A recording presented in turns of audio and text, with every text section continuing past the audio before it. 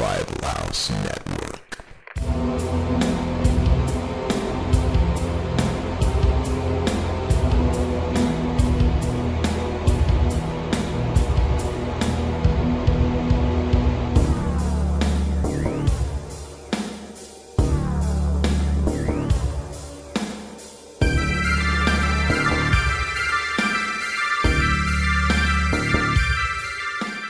What's up, everybody? Zach and Aaron here.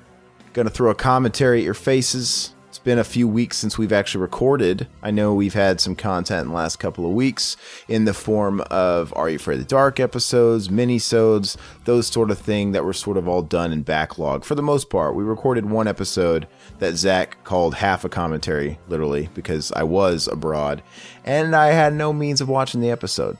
So, besides that, Zach and I haven't technically recorded in a couple of weeks, so let's knock some rust off. We're fucking doing it. We're doing it live, baby. Not really. It's not live, but it could have been. We could act like it is. Why don't you tell them what we're going to do? This is a movie that's been in our queue for a long time. It's a movie I love. I've been wanting to do it forever. It's Big Bully with Rick Moranis and Tom fucking Arnold, the greatest human beings ever created. Yeah, Tom Arnold, he's got quite the Twitter where he rags on his ex-wife a lot. Exactly. Fucking dang shit. We need to get him on the show. Yeah, okay. We could probably get him. But anyway, dog. Let's watch the flick. Let's watch the flick and talk about some cool stuff. How about that? So we're going to go in 3, 2, 1, play. So what you think of this movie? You haven't gave your opinion. I dig it, man. And what's funny is Rick Moranis and Tom Arnold's both have big dicks. Well, that, and when I used to see their faces on movies in the later 90s, it didn't always scream quality to me necessarily. Fuck you. But especially Tom Arnold. But anyway, so one Christmas I had unwrapped a gift, and my kid brother at the time, and I think he was like 5, right? So any present a 5-year-old gets you is a great present because it's the thought that counts. A film by Steve Miner. Steve Miner, Friday 13th alumni. The man. No, anyway, so I unwrapped a gift from this kid, my brother, and it was Big Bully. And I remember I sort of gave him a look, like an Ice Cube scowl, like, what the fuck is this? Big Bully. Only the dankest fucking film ever made, bro. And it was on DVD, and it was one of those things where clearly I didn't... In that shitty old flipper case, I still got it. It was the flipper case. And it wasn't like I was seeking out Big Bully, like asking Santa. It wasn't on my wish list. You know, my brother, with limited funds, being 5 years old, literally took his allowance money and bought it at a dollar store. Actually, I think he bought it at Aldi. Fuck yeah. For $5, and it was what he could afford. Best fucking $5 ever spent. This is the best young Rick Moranis ever. Yeah, it's the same motherfucking kid, the same ugly little shit that played him in Little Giants. It is. It is. I was going to ask that because it looked like him. Would you fuck him? Then or now, and the answer is neither, regardless of what you may say. I mean... See, everybody listening, I got all excited. I thought we were doing the Happiness Cinema Enema tonight. And I was getting ready to lay on the pedophilia jokes. But he didn't watch it yet. Fuck boy. Well, that'll be next up. So... As of this recording, it's a Friday night, and it's on my agenda to watch Happiness this weekend, so we can record that Cinema Enema this weekend. And tonight, actually, as of this recording, I'm going to check out Dragged Across Concrete. I almost said Concrete. And then hopefully we'll get Riverman on for a Cinema Enema, and we'll all discuss that one, because we've all been looking forward to it.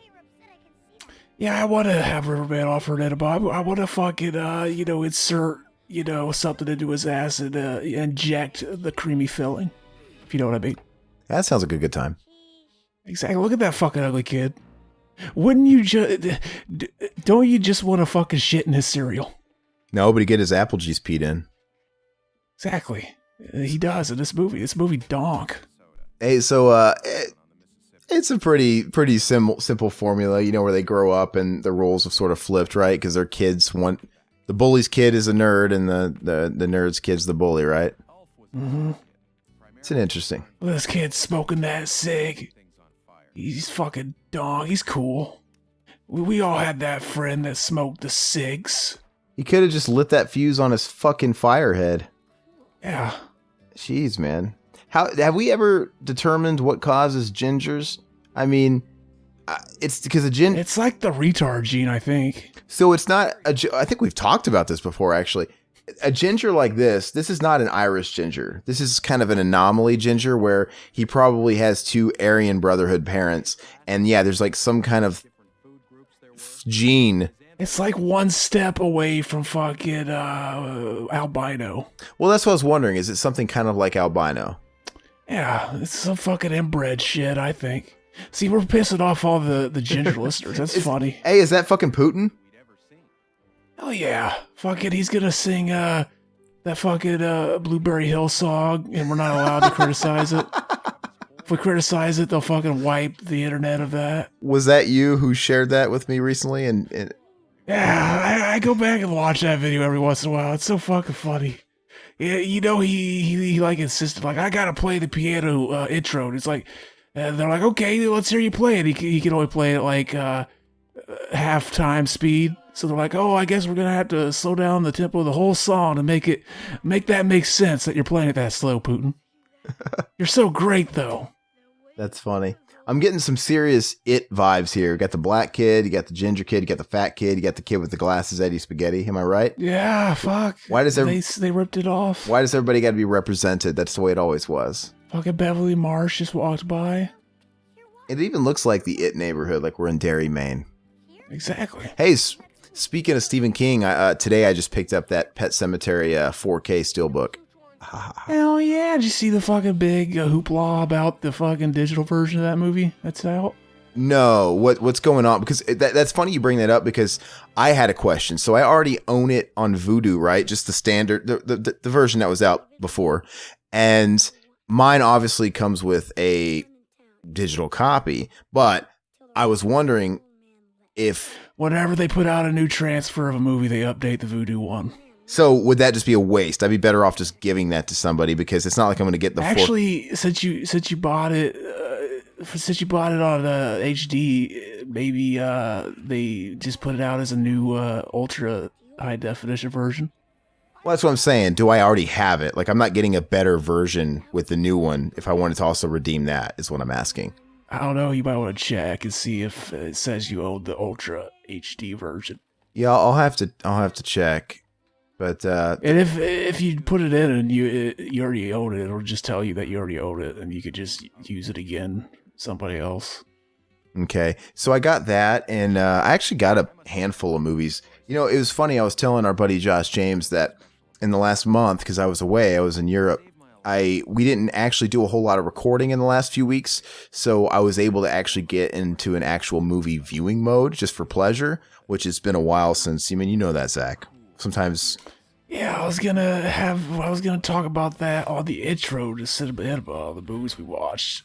There was a couple that I told you to watch, and you finally fucking did. So I'll save it. I'll save it for Cinema Enema because we can't. We don't have to because there's some news we could talk about in the intro of Cinema Enema too. We'll talk about it later. I'll just say that in the last few weeks I've watched a lot of movies because you know the company I was with. That's kind of what they do, and we just watched a ton, and it felt really cool. Like every single night we had a movie night. We watched a new movie every night. It was great. A lot of foreign stuff that I wasn't super familiar with, which was neat.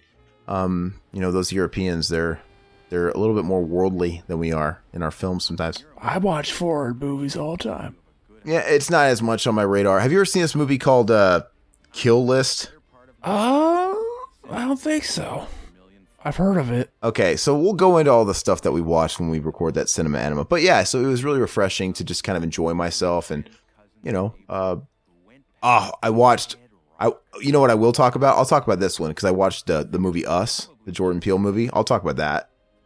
And did you peel one out in the theater watching it? Is what I want to know. Dude, I left that movie. I wouldn't say I was offended or angry or anything, but the more I thought about it as I was going home, to where I was staying in Dublin, in Ireland, I did get angry because the movie was such a mess. His first flick, was good. It was very much trying to capture the same style where it was like an anthology horror short turned into a movie, but it didn't quite work for this one.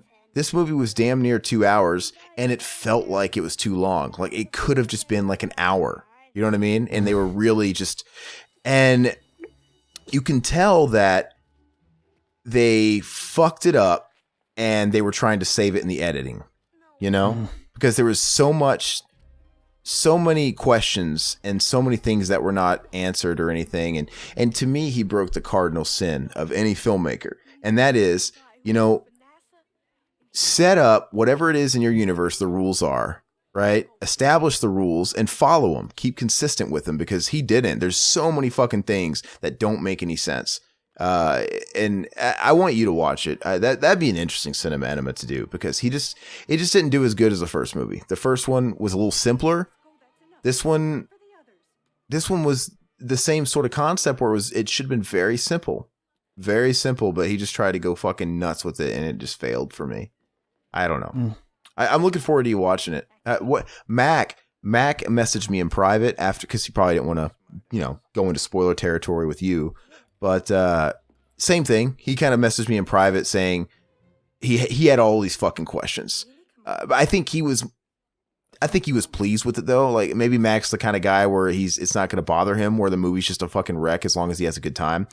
I'm pretty sure the casuals are going to like it just fine. The people that don't want to think about it, and they're not going to ask too many questions. But the thing is even from a casual viewer standpoint, you know, where you're at least going to get off on a few scares and call it a day, it wasn't even scary. And to me, there was too much humor. It was very much in the same style as the last movie. But in the last one, I think they pretty much reserved all the comic relief to that friend, you know, the one that was trying to find his buddy, the guy that was always on the B shots, you know, outside of the house. He was kind of the funny guy. In this one, I swear it's everybody. It's the dad, it's the son, it's the daughter, it's even the mom at points. They got these friends, this white couple. They're constantly cracking jokes. It was just too fucking silly. So none of the scares worked for me. Yeah, I'll check it out. Look, we talked over him still in the moon rock, and him fucking destroying his Evel Knievel stunt cycle. Fucking asshole. And then he steals the moon rock and he's just staring at it. What the fuck why'd you steal that? Just so you can stare at it like a big fucking retard? Fuck this guy. He deserves to have it all, you know, to fucking go down for all this shit. You know what? I fucked up, and I guess it doesn't matter because they won't hear that, because that was a fucked up start. I said fucking Rick Moranis' character, he stole the moon rock and let the other guy go for it. But he didn't. I was misremembering it. But you didn't have to know that because, you know. Speaking of that, do you think this little actor kid, do you think he's pissed? Do you think he was mad when Rick Moranis called it quits because he put him out of the job too? Probably. He had a monopoly on playing young Rick Moranis. See, that should be their comeback movie. It could be like it break the fourth wall, and he could be like, "Fuck, I'm pissed off at Rick Moranis for ruining my career." Do you have any other Tom Arnold flicks that you like? Do you like Meet the Stupids or Carpool or any of that dumb shit? I actually watched Meet the Stupids like a week or so ago. I bet you like Soul Plane too, you fucking queer. I never watched Soul Plane. I didn't hate Meet the Stupids though. I thought it was kind of funny. Yeah, I shouldn't have said that. That was mean. That was mean, Zach. It was fucking retarded, but. I gotta watch my mouth. I shouldn't have said the Q word. That's not good of me. I meant... It's because you're a gayist. No, I said it because you're strange, right? Because to say queer means you're just odd. Strange, right? It's like back in the day, you'd say gay when you were happy. So... I'm a fat faggot, and those are fighting words. He fucking hate speech. Everybody knows Zach, the real guy, is a fat faggot.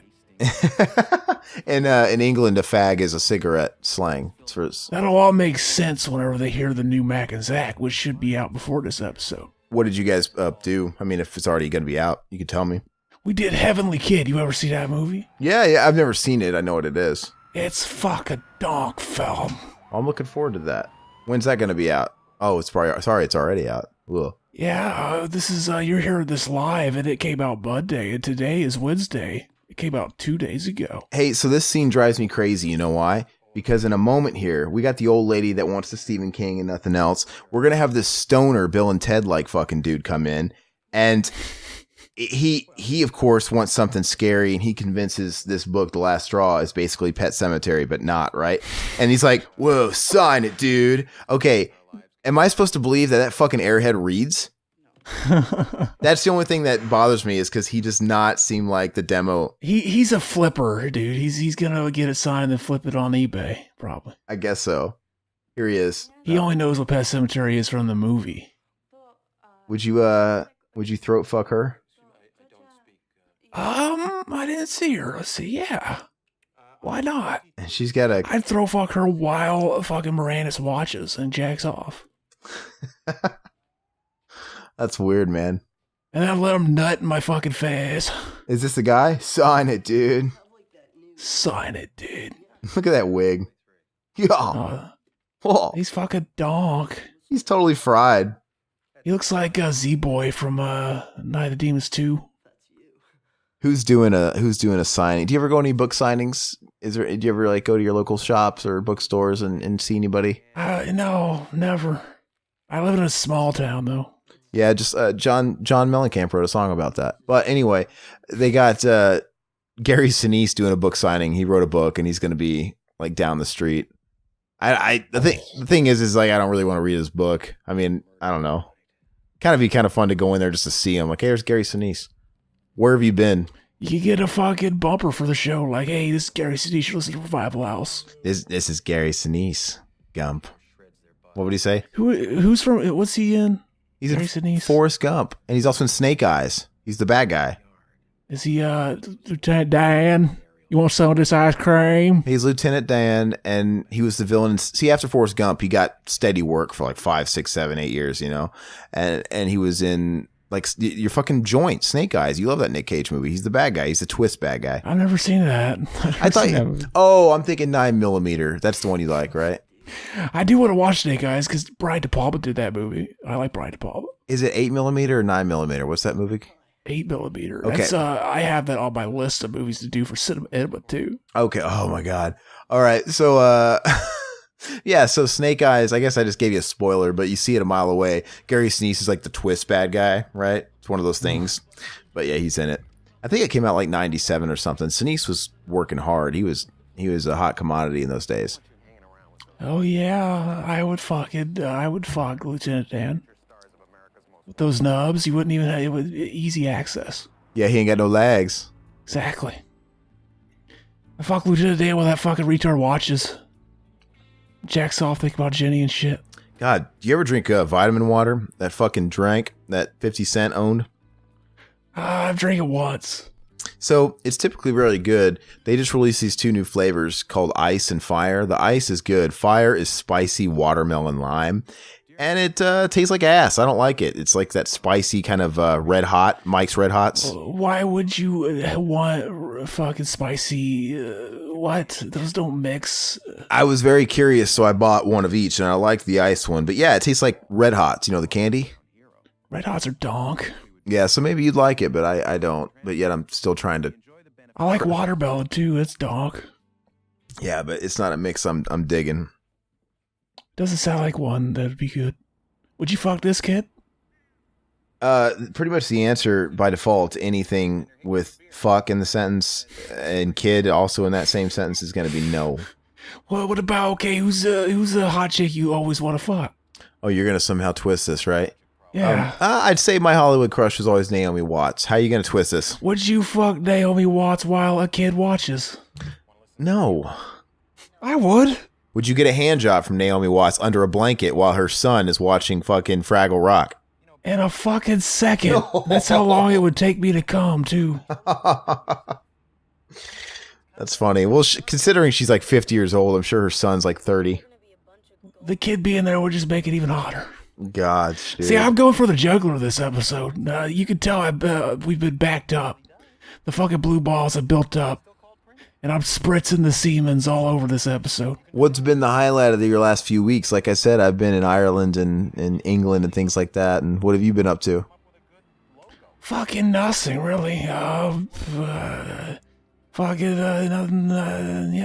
Nothing comes to mind. Nothing comes to mind. You weren't, did you record with Josh? Did you guest on anybody else's pods? Nothing? Yeah, but that was before we took the break. I guess it wasn't technically because we still had episodes saved up. But yeah, I was on fucking. I was on Texas Chainsaw Massacre 2. Josh James, his bro Donk. Oh, that was cool. We did that too. We did. I did it twice. Jeffrey Tambor, man, he's usually a delight whenever he shows up and stuff. That motherfucker was the mayor in the Grinch movie, wasn't he? Yeah, it's a terrible fucking movie. Yeah, it's not that great. The Jeffrey they should have got to be in this movie was Jeffrey Jones. I could see him being in a shithole like this. I could see Jeffrey Jones being in stuff like Meet the Stupids too. He was in a lot of stuff. He was in House Guest for kind of. He might have been. He might have been in Meet the Stupids. He actually might have been in it. For some reason, I'm thinking, it may be. Did you watch Meet the Stupids? Yeah, I've seen it. I can't remember the last time I watched it though. To me, honestly, those movies blur together, like Carpool, Meet the Stupids, and all those Tom Arnold movies. Yeah, I don't know. I've never seen Carpool. So, speaking of Jeffrey Jones, I was going down the rabbit hole of Pee Wee Herman for some reason. Oh, because I saw Dumbo last night, the Tim Burton movie in theater. Oh yeah. Yeah, and I liked it about as much as it had a chance of me liking it, because I never liked the original Dumbo, right? Did Dumbo have crazy goth hair, and was Johnny Depp in it? No, I will give him this. It was in normal Tim Burton fashion for the modern day, because it didn't really feel like a Tim Burton movie, right? So he doesn't, his movies aren't very Tim Burton-y anymore. And even the Danny Elfman score didn't sound like a traditional Danny Elfman score. I even had to do a double take and find out, did he do the score? And he did. So it didn't feel like a Tim Burton movie like his modern Disney big budget flicks do. But at the same time, he didn't do the normal shit he does. He didn't cast Johnny Depp. He didn't cast his wife, Helena Bonham Carter. She was nowhere to be seen. And he went back to the old well and cast Danny DeVito and Michael Keaton, which was pretty cool. Oh, Danny DeVito's dog. Yeah. Keaton's dog. And who else was in it? Alan Arkin was in it, which is good. And the main good guy, well, Danny DeVito's, he's a main guy, but I'd say the main good guy is Colin Farrell, which is kind of, I still find it weird that Colin Farrell gets work, personally, but. Yeah. You ever see that movie he was in, Phone Booth? I did, that Jim Carrey was supposed to be in originally. He was? Oh, Jim Carrey was attached to Phone Booth for a long time.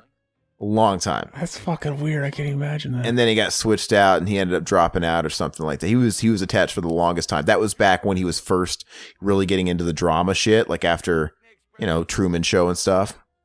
Truman Show's a great movie. Yeah, I like it. But yeah, so that was during that time, because I think Phone Booth came out in 99 or something. So that was the age of Jim Carrey experimenting and just going all out with those types of movies. And I remember Kiefer Sutherland, he's the bad guy in that, right? He's the shooter. If you hang up, I will kill you. Yeah, I remember the movie being really thin, like it not being great. You know what I mean? It's just, it wasn't. It is a popcorn movie.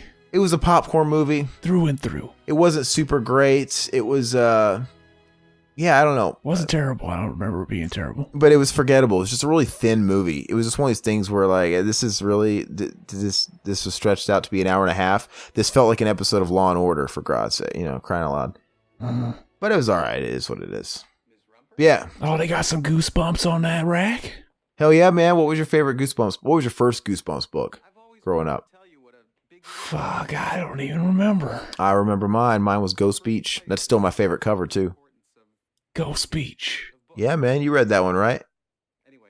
Yeah, probably. That's a good one. I read that one, and then they also read that in my fourth grade class. That was a story time book. We got to read the Goosebumps. The teacher read it to us every day. So that was pretty cool. My first one might have been, what's the one that showed, the shoes, and she was, flying on the cover, or was she just really big? Something like that. Is that a later one? Or be careful what you wish for or something? I don't know. Welcome to Camp Jelly Jam with that ugly bitch on the front? Hey, look, it's that fucking kid from, what's it called? Universal Soldiers? What? What's that fucking movie? Huh? Or not Universal Soldiers, the one where the toys, talk. Toy Soldiers? Toy Soldier, that's a dog film. Yeah, I never saw that. Written by, the guy that, directed and wrote, Detroit Rock City. Wait, are you talking about the kid talking with the glasses or the kid behind him? Kid behind him. Because the kid behind him, he also kind of looks like the kid from Indian in the Cupboard. Is that not the same kid? No. I get a goofier fucking looking face. We should do a commentary. We should do a commentary on one of Lightfoot's music videos sometimes. You know, the Indian from Indian Cover. Yeah, he had some dank tunes in Indian in the cover. That song, he's like, ooh, hey, ooh, hey, ay, away. That's fucking dank. He's a Native American rapper, and if you watch his videos online on YouTube, he's they're all just. I mean, I'm not taking the piss out on him or anything, but it's just kind of funny because they're all really budget made, and they're all filmed on reservations, and they I don't know, whatever. He's a fucking bootleg rapper then. Oh, he played Nightwolf in the Mortal Kombat Annihilation, man. So he doesn't have no clout. Yeah. We could fucking battle rap him and probably win. Zach, are you gonna buy Mortal Kombat 11 or not? Is that just a me and Mac thing? You guys could buy it for me. No, are you gonna buy it? Are you gonna get it and play it? What are you getting it for? PS4. All right, I might. So the Switch. Well, they're not releasing any. I'm getting a Switch. I might get that tonight. Oh. I got my tax buddy. Oh hell yeah, man! So get a Switch. That's the kind of game where I'm sure it'll be great, but I'll probably buy a Switch version later down the road after they've released all the DLC and they released the Game of the Year editions with all the, you know what I mean? Where it's like, that's when I'll buy a Switch version, because the Switch version isn't getting any of the special editions or anything. Because I went ahead and bought the premium edition, and it'll come with like the first 6 DLC characters and a whole bunch of goodies and a whole bunch of bullshit. And so I got that, but yeah, the Switch version is just basic, and plus there hasn't even been any reviews on how it runs on the Switch, so I didn't want to pre-order it, but I'm sure it'll be good. We missed the introduction of Booger, the Booger's character. Yeah, the Boogermeister. That chick's hot. She's a hot soccer mom. Hot soccer mom. Would you cream in those tits? Yeah, man. Then I'd get her to bake me some cookies and give me the recipe. And then fucking dip the cookies on her creamy tits and eat them. Yeah, man. Wait, that would be my cream. Fuck no. Exactly. That's a good fucking combo. You never tried that. Nah, that's disgusting. Gotta eat it quick though. It gets fucking it fucking dries like snot does whenever you blow snot all over your chest and just leave it there. Yeah.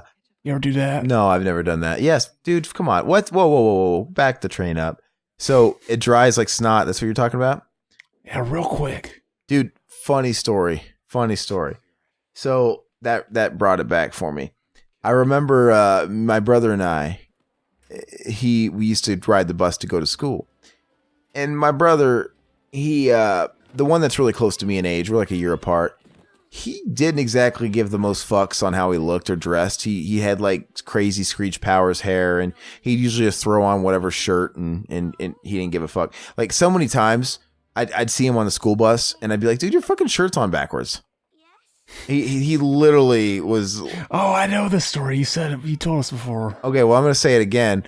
Anyway, I ended up seeing him on the bus on the way home. For some reason, I didn't see him on the way there. I didn't notice. I don't know. But on the way home, I'm like, what the fuck? On the back of his shirt, there was a fucking crusty old load all over the back of this. Yeah. All over the back of this black shirt, which if you guys know your crusty loads, they show up the most on black. Mm-hmm. Right? And I fucking told him, and I'm like, you were walking around in school all day long, and it was our dad that did it. Yeah. Our dad had this thing about cleaning himself off or jerking off into fucking shit that wasn't his. And the guy had the audacity to not only do that, he could at least throw in the hamper. No, he fucking just throws it back in the bedroom where he got it. He didn't give a shit. He's like, yeah, they're going to put my fucking dick juice all over their body, and I'm fine with that.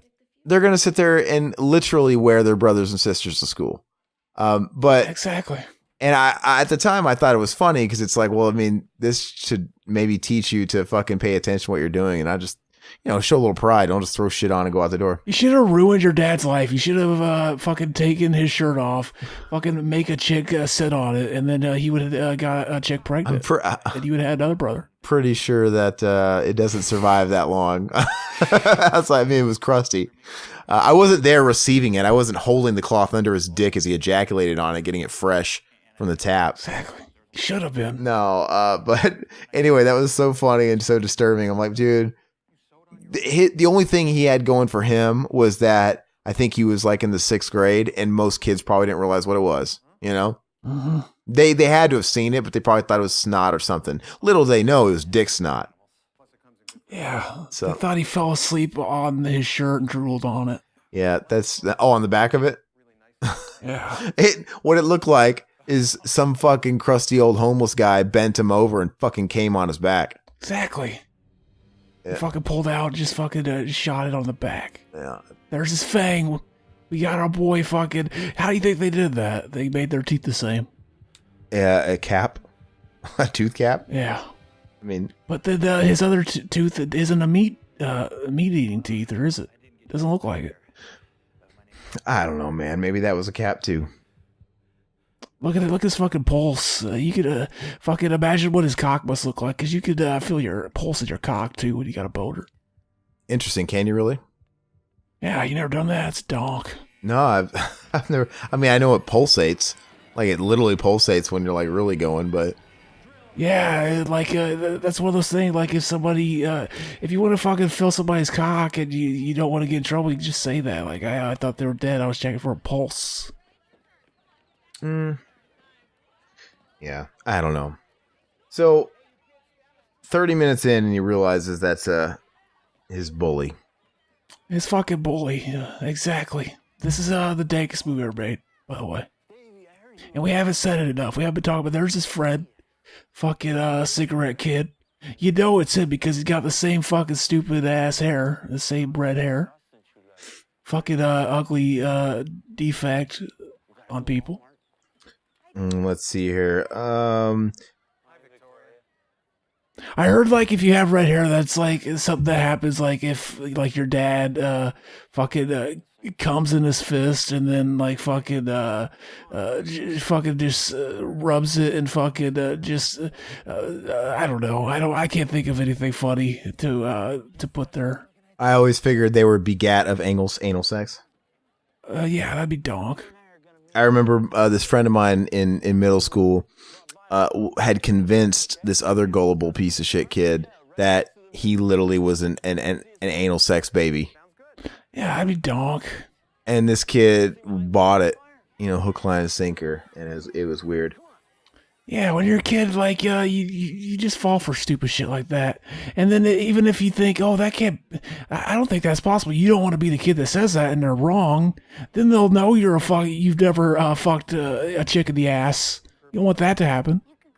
Yeah, you know what's funny is I'm going through a bunch of comments here, man. Dude, I have no idea, since we haven't recorded anything fresh in a few weeks. We got so many comments, and I have no idea like where to even start. I mean, I guess I do, but yeah, we got a field day with that. Look at this kid's 90s haircut. Fuck that. Hey, this is the kid from Harriet the Spy. That kid with the smushed down nose, Yeah. Isn't it him? Her friend. Or is that not? Yeah. Maybe that's not him. No, that's not him. That's I think the kid that was sitting behind her. no, the other kid. I'm thinking it's the kid with the purple socks, right? No, but the kid that was sitting behind Really was? Yeah, the kid from the Toy Soldiers is her friend in the movie. Oh, the court, the one that's fucking Spaghetti Night, the poor kid? Yeah. Okay. Yeah, it's funny. It's so incestuous, all these movies.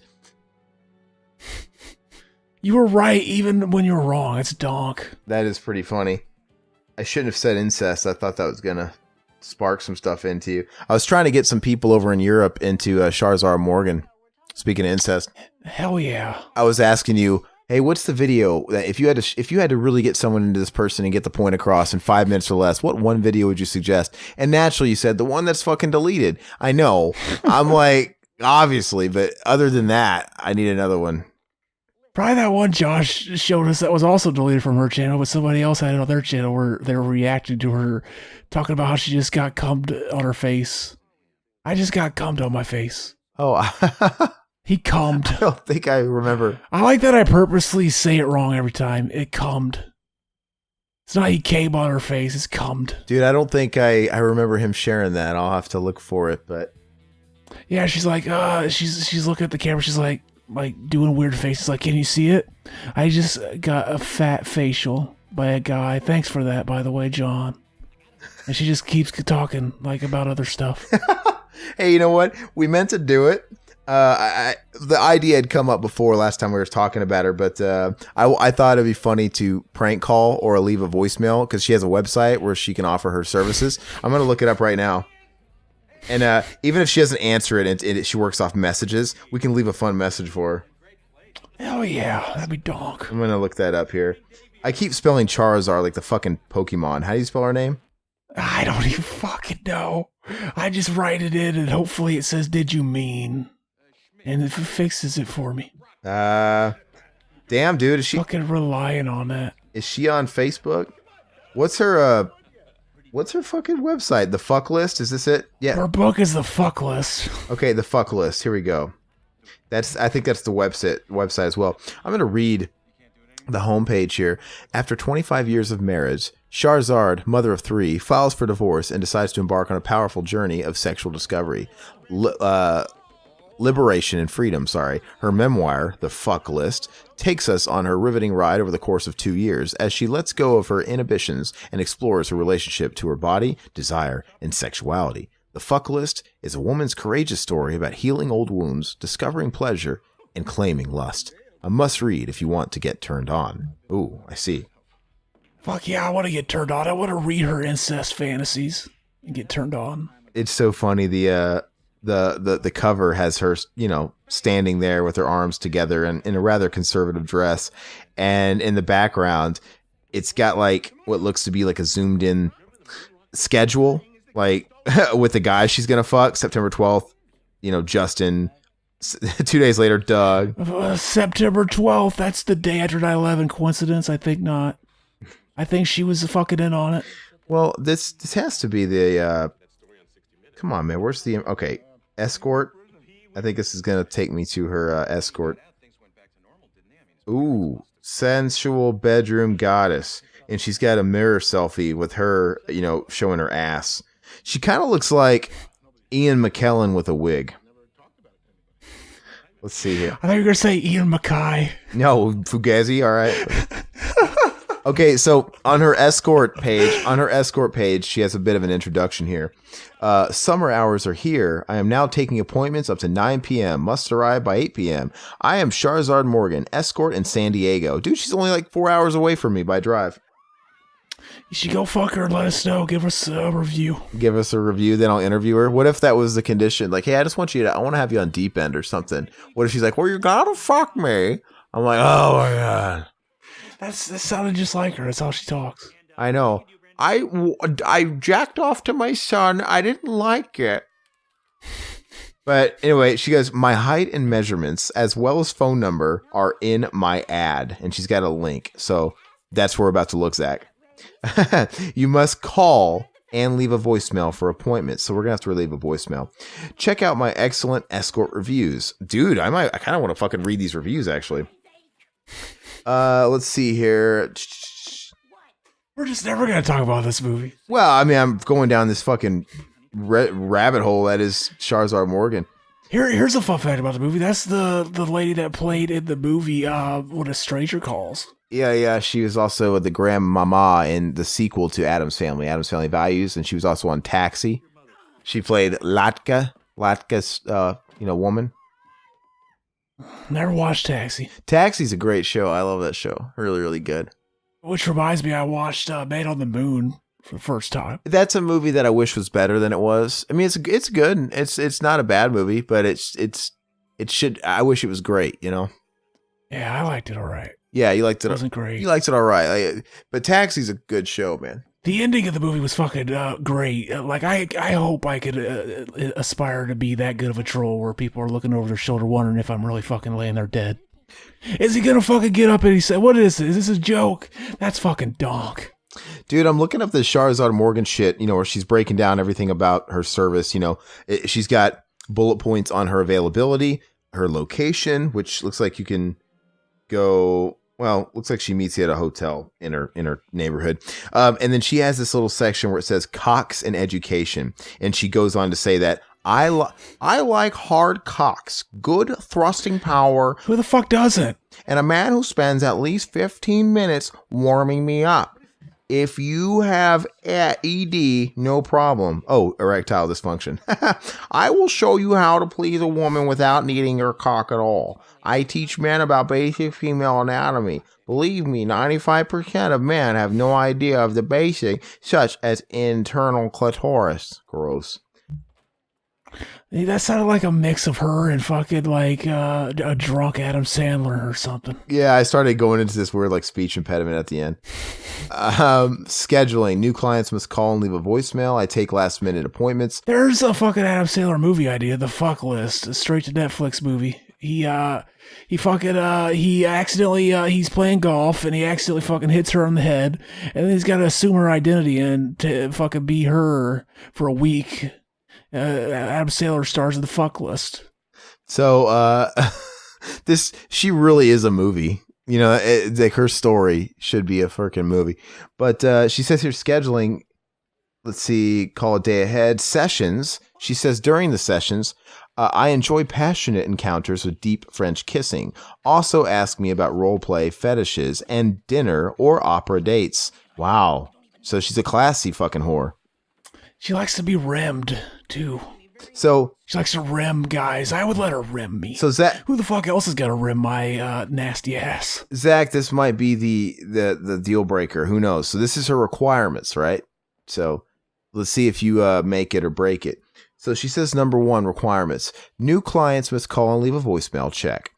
Please state your first name and a good time to return your call. Fuck yeah, dude. So we gotta set up a good time to return the call, and we gotta get that shit on recording. Oh, we gotta do it. Okay. She says, my phone number is in my Eros ad. Okay, so we're gonna look that up. Repeat clients can text for appointments. Fuck yeah, that'd be cool to have her on text, man. Just have her. So we gotta get someone to fuck her so we can have her texting. Exactly. Number 2, she says, I say you take the bullet. No. You're close to her. That's all right, man. I imagine when you split her legs, man, phantoms fucking shoot out of her vagina. Exactly. That's fun. Or the last load she took 5 minutes before I arrive. Fuck, exactly. You know, how many snowballs do you think guys end up getting from her? Fuck, hopefully 1,000. That makes it fucking even hotter when you're fucking her. Number 2 on her requirements: good hygiene is important. You have to be healthy. I'm fucking done. You have to be healthy in all areas. Showered, clean, fresh breath. You may use my shower before and or after our appointment. Oh, that's very nice of her. Uncircumcised men, please educate yourself on how to clean your foreskin. Zach, are you cut or uncut? Cut or uncut? We still got to do that segment, by the way. But are you... Exactly, we need to ask her. Are you... Have you ever had a labiaplasty or whatever it is? So are you cut or uncut? I'm cut. Well, we've talked about this before. Okay, I just wanted to remind her, man. It's important because it's important to her. This is crucial info. And she says, number 3, respecting boundaries and our privacy is a must. I won't see men who ask for sexual acts or request photos of me. There are plenty of photos for men to enjoy on my website. Okay, you can even put that in the voicemail, Zach, that you've jerked off to her website pics many times. Exactly. All right. So phone communications are for scheduling only. After we make the appointment, please text me only to confirm or change an appointment. I promise we will have time to talk in our session. Okay, that's fair enough. I mean, we just got to troll her once. We don't have to keep doing it. Well, I mean, it'd be funny to keep calling it. Let's see here. I offer a high quality session. I'm a verified escort provider. Have hot and juicy references, love what I do, and pride myself that my clients say being with me was better than they imagined. Okay. Number 6, I highly recommend scheduling at least a day in advance, although I do take last minute appointments when my schedule allows. Number 7, our mutual pleasure. Each moment is of paramount importance. Number 8, a 25% deposit is required for new clients requesting an appointment that is for a future day, over 2 hours in length, or out call. I accept PayPal or Venmo. And lastly, number 9, you must provide your full name to book an appointment. I use my real name. You must use yours. So, you know how much she charges, Zach? $20. Well, that's what her face fucking implies, but no. So it says here, her rates. Okay, if you want 30 minutes with her, $200. $200. Shake your wee, we get $200. If you want 1 hour with her, $300. So you're getting a bargain, right? I'll only need her for 2 minutes. Yeah. I'm pretty sure she's like a mechanic and she prorates the first hour regardless. You're gonna pay the hour. You could always, after you cummed for 2 minutes, you can use the other 58 minutes to just talk and shoot the shit and get a podcast or something. So, and she says if you want 2 hours, $600. What? 3 hours, $600. 3 hours, $900. 4 hours, $1,200. Jeez. That's a lot of fucking bucks. Lunch or dinner dates, $200 per hour. What the fuck? Dude. I thought that was how much she's charging you if you want to eat her lasagna. Oh, I bet it is a lasagna. That's fucking gross. If you want to lean her cuisine, if you know what I mean. And she does out call rates where I guess she goes to you. You know, she'll travel a little bit. And she charges even more, like $500 for 1 hour, $750 for 9 minutes, $1,000 for 2 hours. Plus, you got it looks like you have to add an additional $300 an hour for her travel time and also hotel. Fuck, and she has to have upscale hotels. Woo. Okay. She's staying at the fucking Motel 6.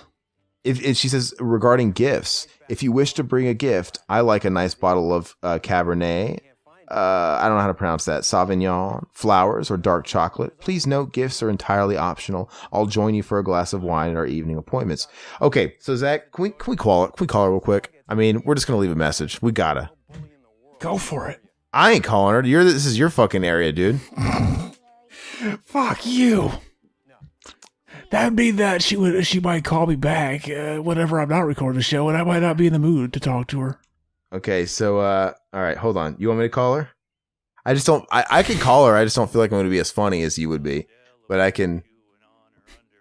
So well, here's the thing. So if we just go full on troll, she's not going to call us back. But if I kind of lay it on where I'm kind of serious, the thing is we can be kind of trolly, but she'll take it seriously because she's fucking weird. There's nothing that we could possibly say that's going to be shocking to her, right?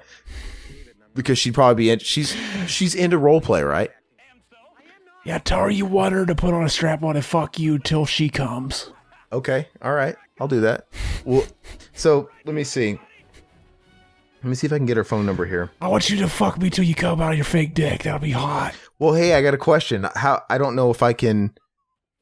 But you don't get paid till after I come. That's the deal. My only thing. After you come through your dick. How do I record? I can't record the call that's coming through on Skype. How do I do that? Like you do it. I just fucking use my phone to put it on speakerphone. All right, so let me see. I'm going to try and do this. Welcome to Night of Big Bully Commentary. No, we're Big Bully. All right, so look, hot MILF chick that Zach wants to dip cookies on his hot cum on her chest is running across the street talking to Rick Moranis. It's the usual typical unlikely pairing. Like she would never in a million years fuck a guy like this, but you know it's who wouldn't fuck Rick Moranis though. Yeah, I mean I'm with you there, but you know he's packing like fucking 12 inches at least. Those nerdy guys usually are, man. I bet.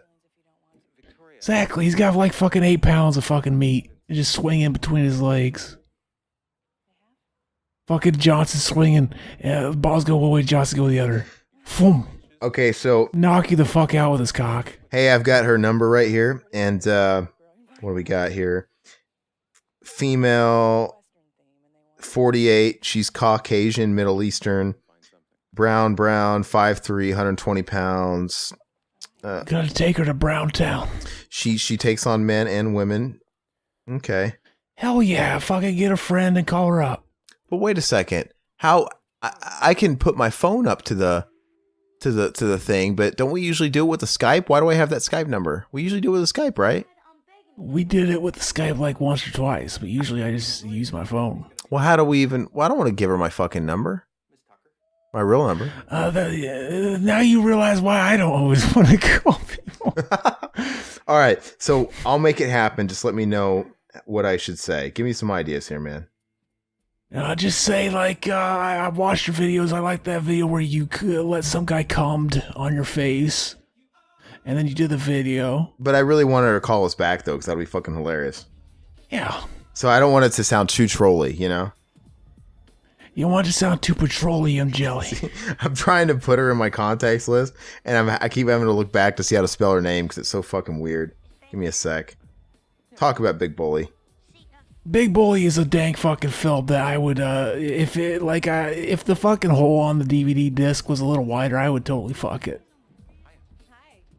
It's worth fucking the movie.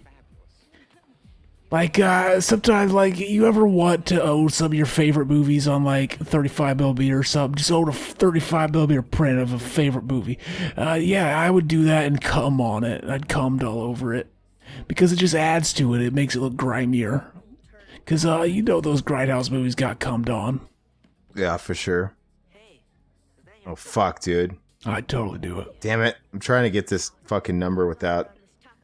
The only bad thing is I don't know if a 35mm print will play if it has AIDS. How do you, is it star 67, Zach? Star 67, yeah. Okay, I'm gonna concentrate on this for a second. So keep talking about Big Bully while I'm trying to get my game on here. Yeah, I'm completely anticipating that you're gonna call and no one's gonna answer. Well, no, they're not. This is a phone. She works off of messages only. Right? Oh, yeah. She said that. I'm fucking stupid. I'm a fuck up. And so I'm going to have to leave a message. Big fucking idiot. And she'll call back is what it is. And it's still early enough. I mean, it's like 7 o'clock over there. Right? Yeah, so just say like, oh man, I'm Jones. It says you accept fucking short notice calls. I've got a fucking wad of cash that needs blowing. I want to fuck you right here, right now, right here, right now, right here, right now. Did I ever send you that video of that guy fucking going crazy saying that? No. He's like, I want a hot, big titty fucking 18-year-old woman on my cock right now, right here, right now, right here, right now, right here, right now. And he looks like he's gonna fucking take a gun to the school any day now. It's the fucking greatest video ever. I need to find that and send it to you again. That's pretty funny. I'm trying to get all my fucking ducks in order here. I'm here, aren't I? Then he goes off on the fucking telemeters. Like, oh yeah, why do all these younger chicks not want to fuck older guys? Our telemeters are better. It's science, bro. Telemeters. It makes your kids have better memories or something. Telemeters. It's basically, I found a reason why you should want to fuck old guys, and I'm old, so just fuck us because telemeters. All right, so I'm about to do this. Give me a second. I'm just trying to put some information here on my screen so I don't fuck up. Write a script out like, oh yeah, I just want to, I want to spritz my cummies all over your fucking chest. No. We're gonna hear fucking Aaron talk dirty. This is gonna be hot. We've never heard this. All right. We're gonna hear what he does when he's macking on the hose. No, I'm not. Anyway, so should I act as if I want to meet up on short notice if she's available, or just a bit? If you want her to call you back, like maybe before the movie's over, that's what I'd do. All right, let's see. Give me a sec. Okay. It's gonna be Doc. Look at her chest. I just want a nut on it. Let me see. It's all wet. Yeah, it's pretty nice, man. All right, so let's see, dude. I'm trying to be you. I'm trying to put myself into, to your mentality, how you would normally do this type of thing, and I'm struggling. So maybe I'm just gonna do it straight, because I wanted to call back. Exactly. Okay. Okay. And we're too deep now. If we found out she doesn't call back, it's gonna be anticlimactic on the episode. All right, so I'm gonna do it. Quiet. Shh. Welcome to Verizon Wireless. We're sorry, the number you have dialed has calling restrictions that have prevented the completion of your call. Announcement 19. Welcome to Verizon. It's because I did star 67. Fuck. She's got it set up to where I can't fucking do this. Damn, Zach, I don't want her to. I don't want a whore to know my number. How do I do this? Okay, no. You know what? I might have to just do it on the Skype, and you guys might not have that recording of her actual, like, you'll hear me, because I'm not going to talk to her anyway, right?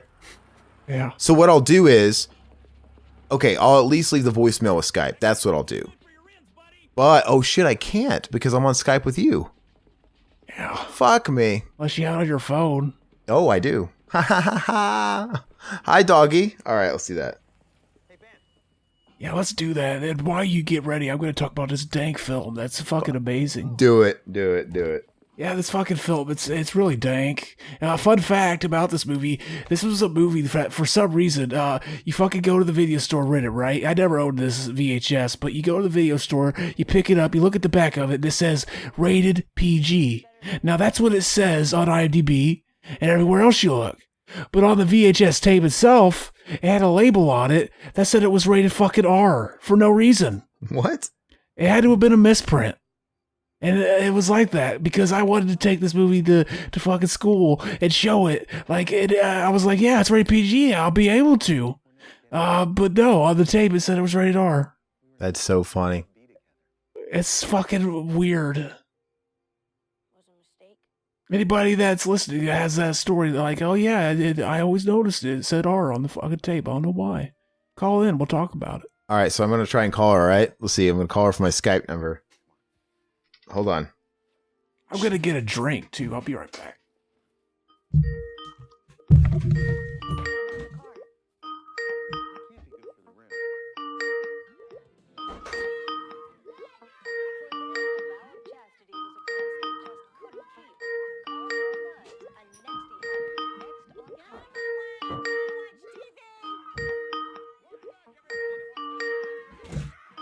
Come on. The beautiful, soulful sounds of the Skype. Hi, you've reached the voicemail of Sharzad Morgan. I'm an escort in San Diego. To schedule an appointment with me, new clients must leave a voicemail. I will return your call promptly. If you have not already done so, please review my website prior to booking your appointment. And that is WeCameToLove.com. Or Google my name, Sharzad Morgan. Thanks so much for calling, and I look forward to speaking with you. Bye-bye. At the tone, please record your message. When you've finished recording, you may hang up or press 1 for more options. To send a fax, press 4 now. To leave a callback number, press 5. Hi, Miss Morgan. My name is Zach. I'm a real big fan of you. I've been watching you on YouTube for a long time, and I went down the rabbit hole and, of course, discovered your website and was definitely interested in booking a session with you. I understand you prefer in advance. I would be definitely available tonight and could be in your area if you had the availability. If not, I'd be happy to schedule something out. If you could give me a call back. I saw that you're into role play and you're open to that. I'm really, really into that. And as far as the mommy son thing, I've got a big thing with the mommy thing. And anyway, if you could call me back, we could set something up. You can reach me at 217 467. You fuck boy. That's my work number, so you can reach me on there a little bit easier. But anyway, I look forward to hearing back later. Bye-bye. Did you really just fucking do that? What a fuck up. Yes. Dude, why'd you... What a fuck up. Why'd you make me fucking laugh during the message? Because now she's not going to think I'm fucking mean. I fucking chuckled when you said that. Because you said my name. I thought it was funny until you gave her my number, you fuckboy. So, dude, if she calls, you fucking answer it, all right? I guess I have to now. I've been too deep. Dude, I can't believe you made me fucking hopefully I didn't make it obvious. I started chuckling a little bit when you fucking said that. When you started calling me a fuckboy. I want her to take me seriously. You know, I'm a client after all. You, that's dirty shit. You're lucky you're my boy or I would have fucking unleashed on you. Dude. I would have fucking socked your nose. Hopefully she calls it back. I should have told her she can call back anytime. You know what? You want me to call it back? Hold on. Don't do that. Sorry, give me a second. Give me a second to be quiet. Oh my god.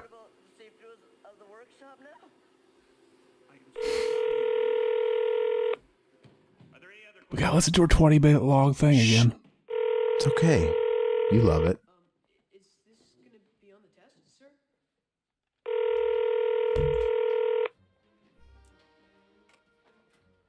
No, you know what? I think I made it pretty clear because I said I wanted to even meet tonight, so surely she'd call me back now. You know, I just wanted to make it clear.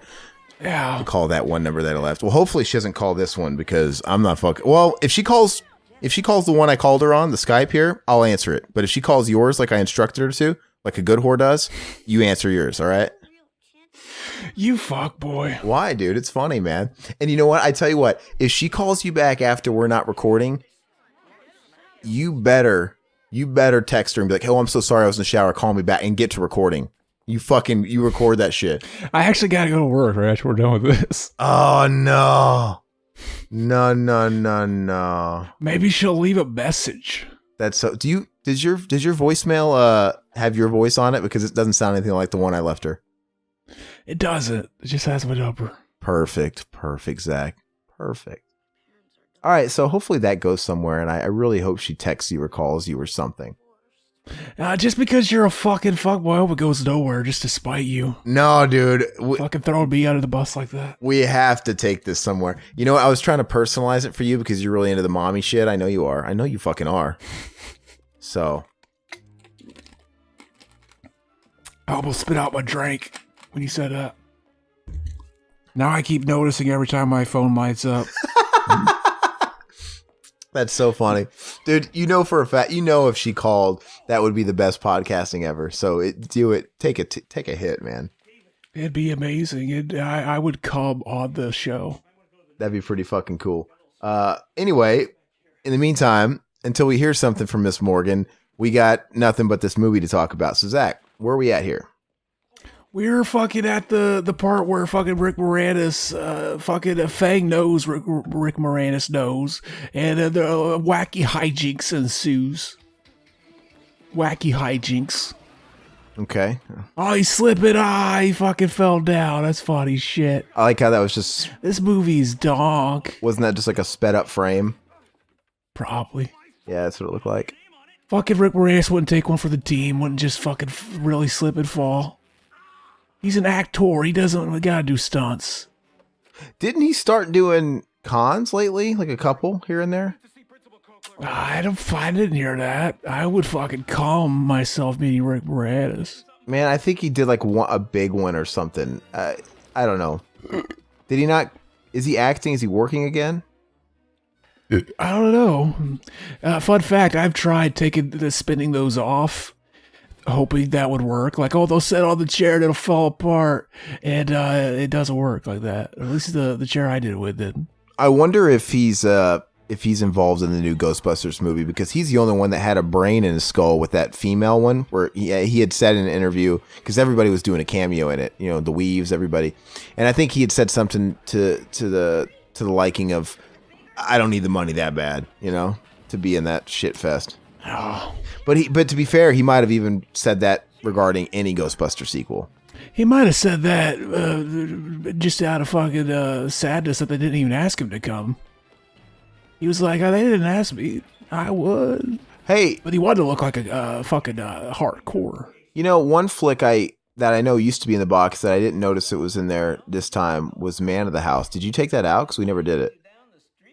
I didn't. Okay. Should be in there. Good. Hey, there's the knots, dude.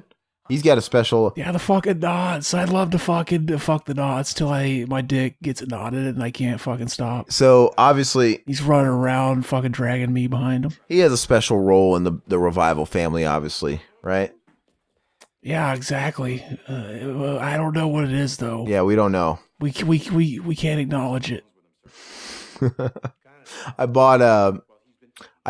speaking of that, we didn't mention it, but we're, the Pazuzu shit, Exorcist. We have one of the few FYEs in Tempe, and I never go to it, but I went to it the other day. I was kind of jealous because Mac had posted photos, because I guess he has one in Indiana, and he had bought some sweet Jason swag, some t-shirts and shit. And I went there, and they had similar swag, and they didn't have anything in my size, but I did buy a nifty Exorcist t-shirt and a Shining t-shirt. It was pretty nice. I like FYE. I'm pretty sad that those shops are going out of business. We're pretty much at a time where you can't find movie stores anymore. There's no more Sam Goodies. There's no more of that stuff. You can't go in. There's no more Suncoast, I don't think.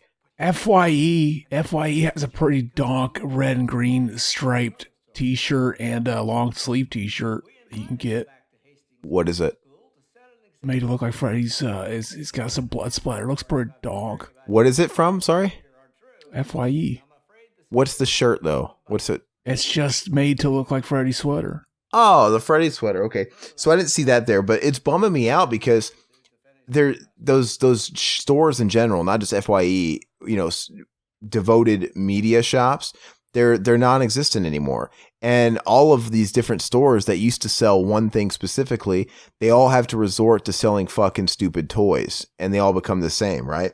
So, Hot Topic, when that first was conceived, it was kind of it was an apparel shop, right? For hard rock music, hard rock, metal music, punk music. That's what it was. The Cure. Then over time, it became about anime and a bunch of other bullshit, and then like Rick and Morty shirts and anything but like band stuff. But then now, of course, they sell Funko toys, a bunch of toys. You go into, like I said, FYE, same thing. Their movie selection is minimal, and they have to sell fucking the same Funko toys that Spencer sells now and that Hot Topic sells now. They got to sell stupid T-shirts, and they got to sell. It's just sad. That's what they got to do, and they all just kind of blur together, honestly. But FYE, if you guys have one near you, they do. You could find some cheap deals. They always have some good clearance deals and stuff. I bought some Blu-rays and stuff, so you can always buy some good shit for just a few bucks. Couple bucks. I got to throw some stuff in the box. Actually, I got a whole bunch of new pickups in the last few days. So, hell yeah! But I like it. I love it. I want some more of it. All right, so meet me at the season. At the what? I missed it. Is he doing the fucking Sammy Kerr 666? The meet him at the fucking. I can't remember what he said. Something Crush 666. You know that movie more than I do, and you don't remember. Yeah, I can't. I know what it is. It's leaving me now. I wish I didn't even bring up the reference. Who the fuck wouldn't want Tom Morrow as a friend, though? Look at this guy. He's a big teddy bear. So now that he found out that he's the one that framed him or whatever, or set him up, this is the moment where it gets real, right? Yeah, he's out for blood now. It's not just fucking funny tricks anymore. So what happens? He got sent away? Did he end up getting fucking molested? Why is it such a personal thing? Oh, yeah, apparently he just had a hard life. He had a hard, tough life. It's a hard knock life for him.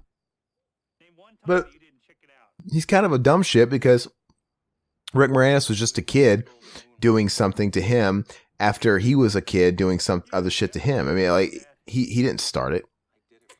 Yeah, it doesn't fucking matter, though. You don't fucking retaliate. Fuck you.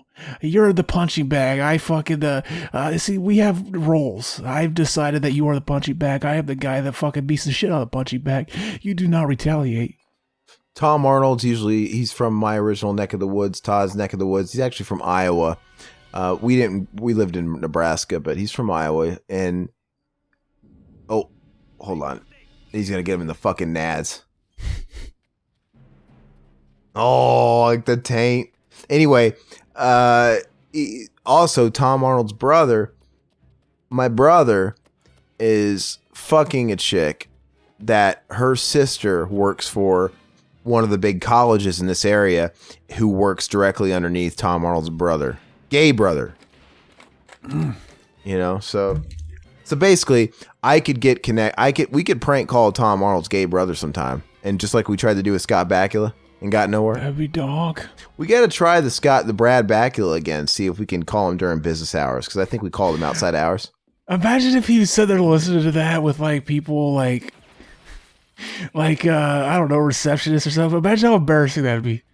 Like, oh, Scott, yeah, you remember that episode where your brother, he turned into the retard? That was donk. No, I remember what it was now. He's like, see, I got this friend. He says you played that retard Jimmy 3 times. I'm saying it was 2. I want to watch that show. I never watched that show. I remember, like, I started watching it, and then it was immediately taken off of Netflix as I started watching it. It's an amazing show. It's the greatest show ever, I think. I think it's great. The whole series is on Blu-ray for like $60.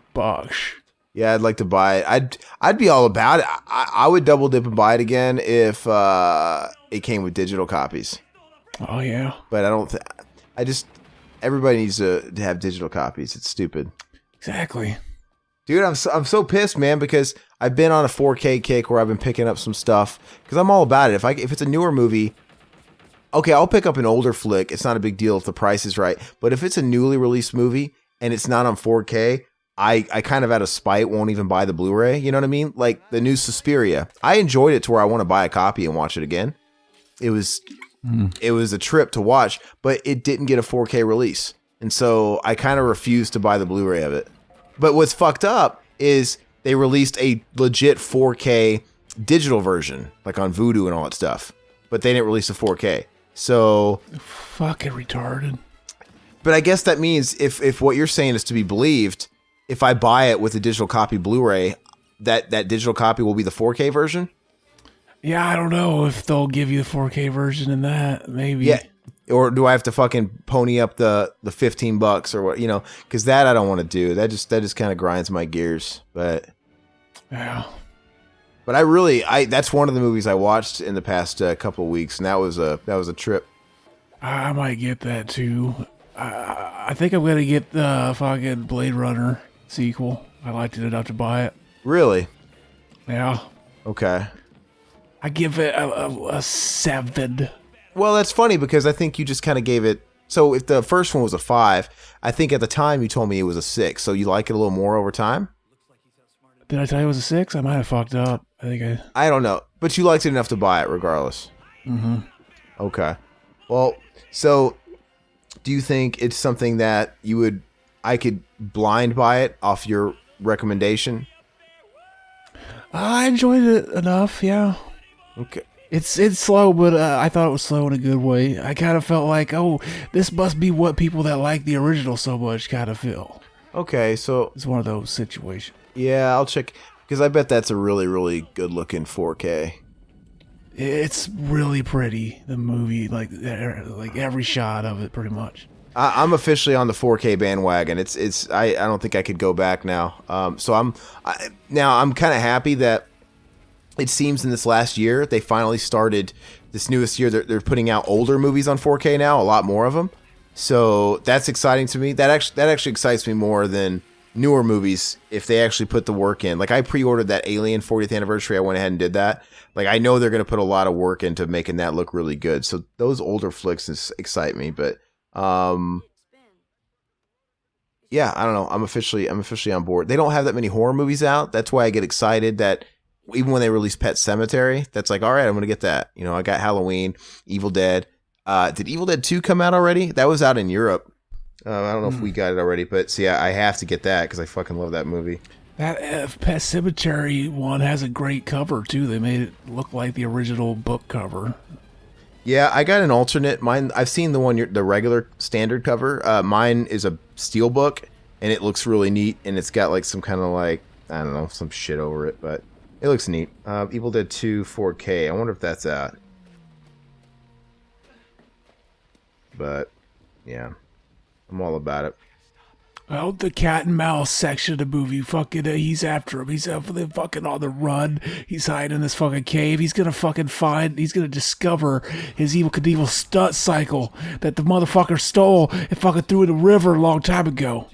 Damn, Evil Dead 2 is out on 4K. Where have I been? Oh, I was in Europe. I remember the original came out 4K too. Well, that came out first. That came out, but from what I heard, it's the fucking George Lucas version. What? Yeah, there's like they digitally took out fucking Rob Tappert or whatever his name is when he's standing in the like that shot whenever they're going over the bridge, and we see that shot where we see him hiding in the woods for like a second. They like took him out of that. They like fixed the matte problems, like where it showed the moon like up in the corner of the screen, like you could always see like a box around it. They like fixed that. And I went on one of our last recordings about how much I am for preservation. Like just keep it the way it is. Let it be dated to the time at which it came out, and you know, be a diary entry of all the things that might have went wrong. Who cares? It's part of the charm. But So that pisses me off, but still, I gotta get it anyway. So we're reaching the climax, right? This is the big showdown. The Climax, I watched that movie. You hear about that movie? What? Climax, the new Gaspar Noé or whatever his name is. No, I haven't seen it. I don't know where I sit with it, because I'm kind of like, the first half of it I think is pretty fucking terrible, and then like after the first half, it never stops being like interesting. But yeah, like he's this guy that like oh yeah, I don't fucking write a script, the actors improvise, and it's like, yeah, it shows in this movie. Like all the fucking dialogue in the first half of the movie is just so fucking terrible. Just the most mundane shit. Just fucking bad. Hey, Zach, so we got a lot of comments. I think I'm going to start kind of cherry picking them now because there's a lot to go over. My only question for you is, did we read the one, just so I know where to start, did we read the comments that just simply said, fuck you last time? Maybe. I can't tell if I just laughed about it with you in private or... did I read the question about Adrian Mendoza wanting all three of us to plow him? Maybe. All right, so I'm going to start there anyway. I mean... It sounds fucking hot. No, it doesn't. Adrian Mendoza, if we already read this, man, forgive us. We're going to read it again. I think it's a good place to start. He commented on the Resident Evil commentary. He says, thanks for the shout out. I would let all three of you guys plow me, smiley face. Great commentary. Zach is on fire. Glad to hear from Riverman. Aaron, I'm shocked that you have never seen 28 Days Later. You will love it. Your Mortal Kombat and Freddy 2 commentaries are my favorite. I'm sure the writer was referring to this channel when talking about the Brain Scan commentary. I actually have yet to listen to your Brain Scan commentary. I will definitely check it out. Where you been, man? You ain't checked out the Brain Scan commentary?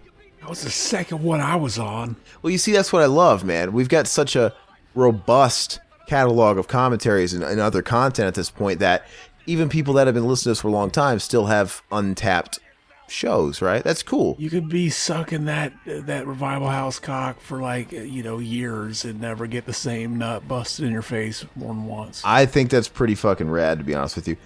He also says on, we have some Cinema Enema comments that we'll save for the Cinema Enema. So I will hold off on those. Our boy David Capper, on the Resident Evil commentary, he says, I was surprised when I saw you guys chose the first Res, because it's not great. I've never actually played any of the games, but I've seen this movie like 4 times or something stupid. I feel like I'm repeating myself. Yeah, we did read this one. Motherfuck. Blah. Whatever. It was a good comment, Capper, though, so not taking anything away from that. So I'm going to move on up. I think I now know Henry, Portrait of a Serial Killer. Phil Bork. Commenter by the name of Phil Bork. He says, honestly, I think you guys are unserious. This is a serious film, meaning the tawdry creep feel is a document of lower class U.S. culture. I nevertheless enjoyed your input watching with you guys. Otis is an amazing low character. There is an indictment of bloodlust, popular culture here, and you willfully ignore it. I first saw this just after Lambs. For me, it was the last word in Serial Killer Entertainments. There's some of the text here is a little broken up. I'm 30 years older than yous, okay, and I hope you reach your saturation point soon. What? What? Your saturation point, that's whenever you get whenever you get super fertile. You just shoot a fucking nut and you have like 80 kids. Okay.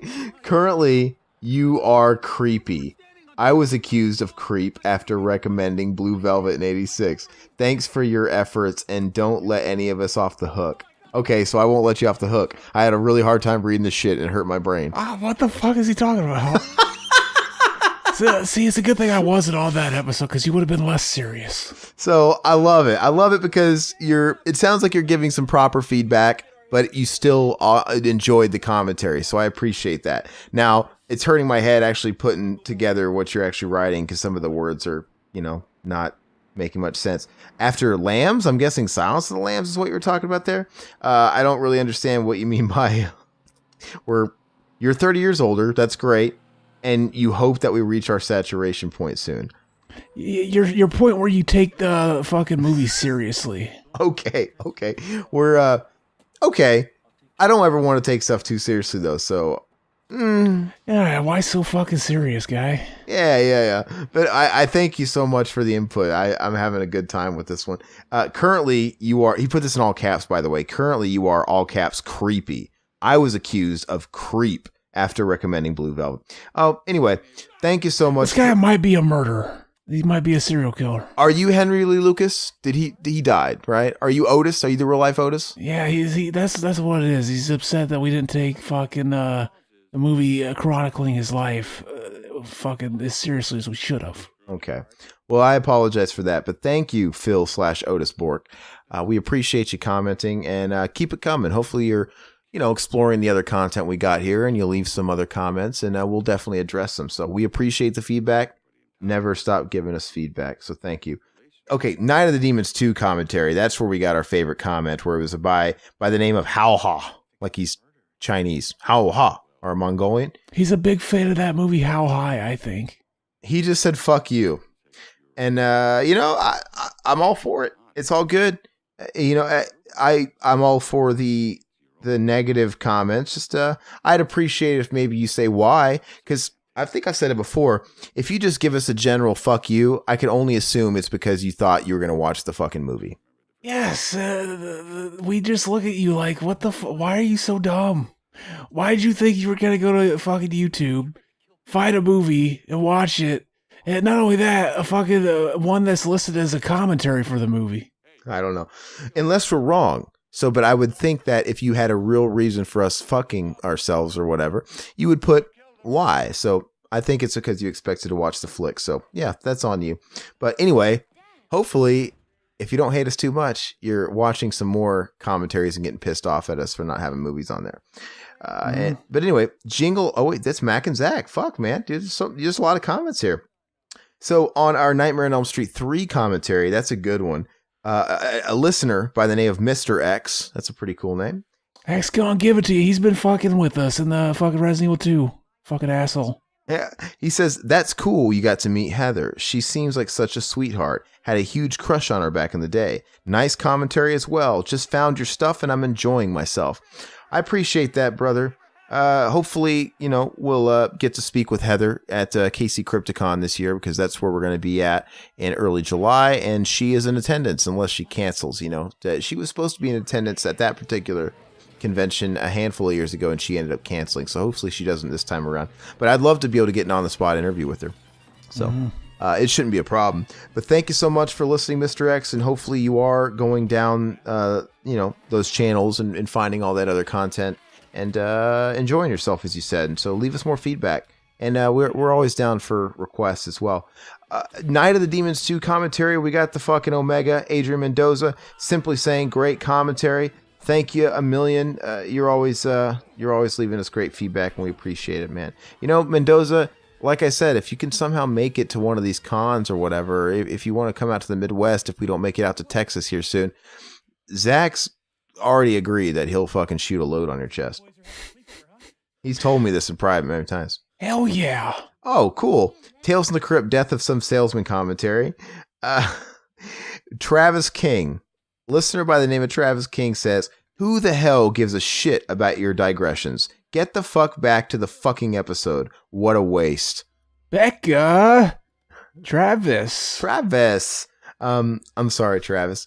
We tend to go off the beaten path a little bit with some of these commentaries. He's just mad because his fucking woman left him for the fucking weasel. He's a fucking beta. Fuck him. Ah, shit. We were just playing a joke. Sorry, is that Theo? Yeah. It is what it is. We do our thing. We do kind of go off topic a bit and talk about silly stuff. Like today on this podcast, I talked about and prank called Charizard Morgan. Hopefully it'll have a good payoff. Hopefully she'll call back, and hopefully Zach's not a puss and he answers it and records it at least. At the very least, if he doesn't record it, he'll at least relay back to us, how it went down. But anyway, I'm sorry, but I'm not sorry. So like us or love us, whatever. Love us or hate us. But other than that, hopefully you explored some other content and you found some stuff that did please you, and we maybe stayed on topic a little bit. But anyway, Thank you, regardless, Travis King, for the comment. William Lowry, our fucking boy, on Twilight Zone, an occurrence at Owl Creek Bridge. William Lowry comments, you can't go wrong with some old school Twilight Zone. As y'all know by now, I uploaded my first commentary to YouTube a couple of days ago. Hell yes. Which was on 1984's The Return of Godzilla. I was nervous as heck before I started recording, but I think writing up a small outline of what I wanted to talk about during the commentary eased the tension, so to speak. Much like with my writing, the more I do podcasting, the better I'll get at it. If you guys have any suggestions for what I should cover, let me know. So, William, I gotta say, I kept meaning to listening to it, and I swear I'm going to listen to it if I haven't already as of this being posted. Like I said, was in Europe all month, and I was so distracted with a million different things. But I want to listen to it and give you my feedback, because I know you've been on it, been trying to get that off the ground for a long time, so you definitely deserve that. Zach, did you listen to it? I'm going to, yeah. Because it's on YouTube, it's harder to get to it because, it's not the podcast thing. So, yeah, I need to. That's 100%. Yeah. So, William, that's one piece of advice is do what you can to get on podcast services. Get your stuff on iTunes or Stitcher or whatever, and because that does make it a lot more accessible, but I will still listen to it. Zach and I will both listen to it, and we'll give you feedback because I think you were asking for that stuff. We're not trying to give you unsolicited advice. I think you wanted some, but I'm looking forward to it regardless. And I've actually never seen 1984's Return of Godzilla, so that'd be pretty rad. Hell yeah, go fucking check that out. Give my boy some loves. Spread the Revival House mayonnaise on them tits. Well, dude, I'm all about it. I'm all about people wanting to start podcasting or, doing commentaries or Gamer Guys Reviews YouTube channel. Check it. Yeah, no, for sure. And what else was I going to say about this? Yeah, you mentioned writing an outline. So what I think when we first started years ago, we kind of had an approach like that where we actually were planning what we were going to do. And you'll find out that once you get used to it, you'll just ditch that completely because you'll be in such a groove with it that you'll be doing better by not being so orderly. So, but I think it's totally natural doing it the way you're doing, especially since it's calming any nerves or easing tension at the start. So it's serving a purpose. But we'll get back to you on that, man. I'm stoked to listen to it. Thanks for the comment too. All right, on the very same episode of Twilight Zone, Nicholas Hall, he says, how about some Tales from the Dark Side, preferably the one with Jerry Stiller? It's called The Devil's Advocate. Also, some Kurt Russell goodness in the form of The Thing. Nicholas, I know you've requested The Thing a couple of times now. Hell yeah. So I want to know, what would he rather us do? A commentary for it or a cinema enema, baby? That's what I would have asked, because I think The Thing is more of a cinema enema type movie, personally. Right? Don't you? I could do both. I don't give a fuck. So let us know. Let us know if you want it to be. You might really be into the commentaries and want to watch along with it. So, like I said, Zach, I would consider both for sure, and we eventually will get to that. And I think the Jerry Stiller episode, Devil's Advocate, is as good a place to start as any for Tales of the Dark Side. I'll get that in the box, baby. Okay, Zach's gonna get that in the box. It's official. We'll knock that one out for you, man. So. Getting one of them taken care of at least quickly here. Same occurrence at Owl Creek Twilight Zone. We got the Mendoza Omega. He says, stopping in midstream is bad for you, Zach. Please be careful.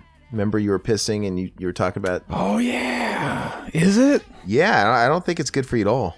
I never heard that. And he also said, there was no double entendre, Aaron. I actually would like a colon cleansing. Oh. Hell yeah. See, I just had deja vu like you read that one before, too. Well, the thing is sometimes I share these with you in a message, right? Oh, yeah. Yeah. That's where that stuff comes from. Let's see here. Man, you got some good Mac and Zach comments here, dude. Good to see Mutineer and stuff coming back for more, man. That's really neat. Hey, BTM Classic Campfire Tales. This is the only place we can read those. So we got a couple of comments on Zach's first time on BTM that dropped a week ago. That was a good listen. I had a lot of fun. I had a lot of fun listening to that because... I didn't listen to it. You didn't?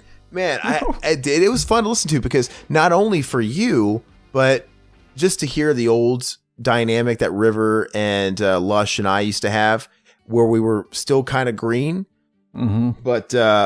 there was a rambunctiousness to it. It was a lot of fun. Like we're all chatty, we're all laughing, we're kind of excitable, but it was a lot of fun to listen to. And you actually were not as cringy as I remember. No. So it's just at the very start. It's at the very start, you're just kind of like, whatever. But dude, literally after a couple of minutes, you warm right up. Mm-hmm. And you're not troll Zach. You're very much talking in your normal voice, but you're talkative, man. And it's so funny because you were laying the seedlings of the things that would become BTM staples later. Yeah, you were bringing up the Pauly Shore. You requested that we do Pauly Shore movies. Tons of it. So many things that are now staples and have been beaten to death by you. They started on this podcast. It's so funny. I was the shtick is it's been going on longer than I realized. It's funny, but no, it's not just Pauly Shore. There's a whole bunch of fucking Zachisms that are in this thing that I didn't even realize. We were talking about all kinds of stuff, but you requested that we do a furlong exploitation. Genius. Everything was getting planted, but anyway, so a couple of cool comments on that one. By the way, that segment. It's a perfect campfire tale because you cut it to like 30 to 40 minutes. And I have a feeling that's like the best of that whole commentary, that whole podcast. And it's so digestible. No, that was also the episode where your brother called in with all of his sex stories that were donk. Can we make that one as well? Because that was funny. We could. And the thing is if I ever had him on again, I don't think he could ever retell the story the same way again, because it was so funny because he was so fucking distracted and he was so nonchalant. He was like it was just so weird. I would like to make that a campfire tale. It's really fucking funny because I know for a fact there's a whole shitload of people, probably most people on here, that never heard that episode. Mm-hmm. So anyway, we'll get that up too. Anyway, the comments on that are pretty flattering for you, Zach. William Lowry, he says, he went from being a beta bitch to our dank overlord. God bless Zach. Fuck yes. The dank overlord. All right. And then this one makes me a little sick. I don't know if I'd agree with this. It's given just a little bit too much praise here. Oliver Closeoff, he says, the birth of the GOAT of YouTube commentators. Fuck yeah, I'm the GOAT. I am the GOAT. The greatest of all time, really? Really? No, he's pretty good. That's pretty awesome, man. I would be proud of that. See, and you were thinking you'd be all like embarrassed and shit. Mm-hmm. I think you were hesitant to post that. But no, it turned out well, and I'm glad you guys are liking those. Those are so cool. And schizophreniac commentary from Black Maria Productions. This is the YouTube channel. They comment, "Ah, shit, you guys were watching the cut version from the Brain Damage double pack from Necromaniac. There's a fucking cut version of that?" Yeah, he goes, that's what he said. I have the self-distributed director's cut DVD version. Not sure how much longer it is, but I had to jump back and forth on the track to get it to sync the whole time. I gotta fucking see that then. Did you, okay, I ended up commenting to him. I pretty much said, I wouldn't have noticed either way being a newbie to this. Zach is lobbying hard for us to do part 2 really soon. He brought up, what'd he say? He says, Aaron brought up the possibility of fecal matter humor, which does display itself in part 2. Ha ha ha. You were talking to Aaron. I guess I should sign off. This commentary is great to listen to on its own when you know the movie really well. I'm laughing so damn hard right now, he said. He responded to me. That's awesome, man. So, yeah, it's not every day that you school Zach on something, especially on like smut like this. So he's pretty excited. So he'll have to find it. Maybe, I don't know. Maybe this guy can hook it up if it's that hard to find. Who would ever fucking cut that movie? It's like not letting a cheetah run. It's fucking cruel. All right. So, yeah, and we still got to do Schizophreniac too. Exactly. So, no, Black Maria Productions. I got to look at your YouTube channel. I'm not sure what you guys produce, but thank you so much for listening. And I'm assuming you follow us now. So, keep checking out our more other content and leave us more feedback and requests and stuff. But hopefully we're going to do that part 2 soon. Hopefully you're going to be into that. Twilight Zone, the Midnight Sun commentary. Nicholas Hall, he says, you might have to help me with this. I don't know the reference. Rich GG has a small penis. What? What is that? I just had fucking deja vu. I want to say you read that one too. Dude, I didn't. Dude, this is 1 week ago. We haven't recorded in 3 weeks. Yeah, so it can't be. No, I think you're reading these, and that's why you're getting deja vu. You're reading them like I do. For some reason, I remember making a joke like, "Oh, he's the rich Gigi Allen. He shits on a golden toilet." No, something like that. Well, you make so many fucking Gigi Allen references. I would even be inclined to believe you did say that, but I know you didn't because this was 1 week ago and we haven't recorded in 3 fucking weeks, dude. But Fucking crazy. Rich GG has a small penis. He does. He's got the smallest dick ever, GGL. Okay. Well, thanks, Nicholas Hall, for letting us know about the small dicks. And thanks again for always listening, man. You're the man. It's like a mini corn dog when you just eat the fucking shit around it. Mini corn dogs are dog. Those mini corn dogs are the shit, dude. On Are You Not, I'm going to change. I hate the title. Not in Are You Afraid of the Dark commentary. The Tale of the Curious Camera. Why you got to do that, man? You're breaking consistency. But anyway, we got a very awesome, long comment from David Capper. So as usual, we're going to pay it its due. And he says, interesting discussion / episode. Overcoming technical difficulties can yield insights. And Zach's vicious trolling, winky face. All right. So Canadian factoids. The entire population of Canada, 30 million, I think, could easily fit in California. Is that true? The fucking whole fucking pot? That's donk. Yeah. You know what? I think I've heard that like you can fit everybody in America in was it California or like Texas if you stack them right next to each other or something like that. I've heard that too. Weed is legal now, but nobody really noticed too much because we were always stoners any hoots. We recently held our Grammys called the Junos, and again, nobody noticed. I love how he takes the joke on his country. It's funny. Hey, it's good to have a sense of humor, man. Yeah. Continuing forth, he says, Vancouver horror movie history. The huge escalator from the Jason Takes Manhattan subway sequence is still in operation at Granville Station. The main SkyTrain, what we call our subway station, is downtown. Speaking of Friday 8, the black guy / boxer's decapitated head, flanked by a few of demonic fortune cookies from the original It miniseries, also filmed here, he says, sat in the window of a small indie FX shop in the heart of downtown shopping district for years. See, I wouldn't even do that because that head looks shitty even in the movie. The store closed and is now a Jappa Dog, a Japanese-themed hot dog joint. He says, pause here to let Zach make an Asians eat dogs joke. That is donk, though. Fucking Jappa Dog. That's a dank name. Many funky old businesses, people lunchtime courtyards throughout downtown used in classic 80s slasher films like The Stepfather, April Fools, and tons of X-Files and Outer Limits episodes have been torn up and turned into ritzy condos owned by offshore billionaires. That's a whole other topic on its own. Original Outer Limits or fucking the 90s version? He does not. You must clarify. He doesn't specify. Come visit Canadian. Our province's motto, supernatural, British Columbia. That's our real catchphrase, slanty face. Thanks, David. Dude, that's fucking rad, man. He's always hitting us with the factoids. And isn't it funny how so many of the commentaries we do, there's always some kind of 6 degrees of Kevin Bacon that takes it back to Canada. Yeah. That allows you to drop the... What the fuck is the sex magician himself? And it allows him an opportunity to lay down the Canadian facts on us. So we appreciate that, man. Sex magician is easier to say. I should probably go back to saying the magician because fucking technically sex magician was a local band from my neck of the woods. They probably would be happy with me stealing their namesake.